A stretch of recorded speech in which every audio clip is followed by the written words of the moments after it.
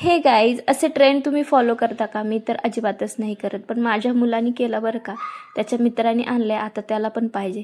त्याला तर खूपच आवडलं आहे, आता काय घ्यावंच लागेल. त्यानंतर त्याला दिलं दूध प्यायला आणि मी घेतला आवळ्याचा ज्यूस. त्यानंतर देवपूजा केली मस्त. आणि हो, हे बघा, हे मातीचं भांडं संक्रांतीच्या वेळेस म्हटलं कामी येईन म्हणून जपून ठेवलं. त्यानंतर त्याला मस्त आंघोळ घातली, त्याला छान फ्रेश केलं. त्यानंतर लागले स्वयंपाकाला.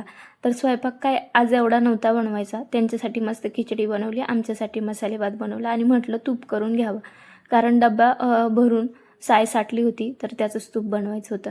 आणि काय दोन वेळाच फक्त फिरवलं मिक्सरला, लगेच तूप वरती आलं. काय करायचं, तूप बनवायच्या आधी साय आहे ना, अर्धा एक तास बाहेर काढून ठेवायची, फ्रीजच्या बाहेर काढून ठेवायची तूप बनवण्याच्या आधी.